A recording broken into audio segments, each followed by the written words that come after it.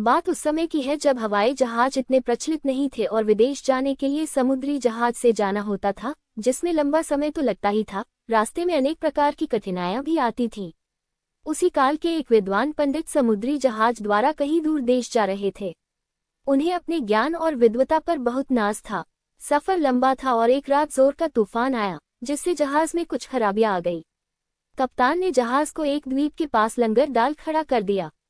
पता चला कि तूफान के कारण जहाज में कुछ अधिक ही खराबी आ गई है, जिसे ठीक होने में समय लगेगा।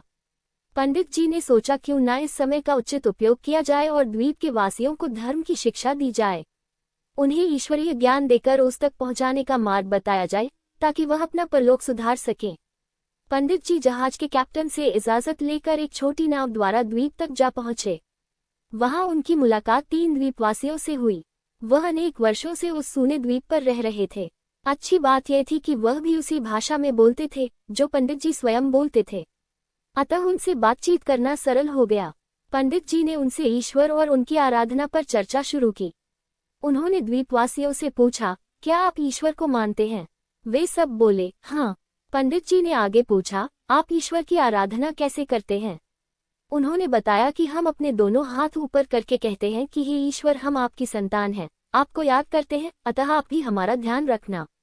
पंडित जी ने कहा, ये प्रार्थना तो ठीक नहीं है। इस पर उनमें से एक ने कहा, तो आप हमें सही प्रार्थना सिखा दीजिए। पंडित जी ने उन्हें सही तरीके से कुछ मंत्र बोलने सिखाए। तब तक जहाज बन गया और पंडित जी अपने सफर पर आगे बढ़ गए। 3 दिन बाद पंडित जी जहाज के डेक पर घूम रहे थे कि उन्होंने देखा वह तीनों द्वीपवासी जहाज के पीछे पानी पर दौड़ते हुए आ रहे हैं और उन्हें रुकने का इशारा कर रहे हैं। पंडित जी ने हैरान होकर जहाज रुकवाया और अपने शिष्यों को जहाज पर चढ़वाया। ऊपर आ जाने पर पंडित जी ने उनसे आने का कारण पूछा। तब वे बोले, बाकी सब तो हमें याद है, परंतु आपके द्वारा सिखाया वह मंत्र हम अगले दिन ही भूल गए, इसलिए आपके पास उसे दोबारा सीखने आए हैं। मेहरबानी करके हमारी मदद कीजिए। हम वादा करते हैं अब हम उसे नहीं भूलेंगे। पंडित जी ने कहा, ठीक है, पर ये तो बताओ कि तुम लोग पानी पर दौड़कर कैसे आए हो?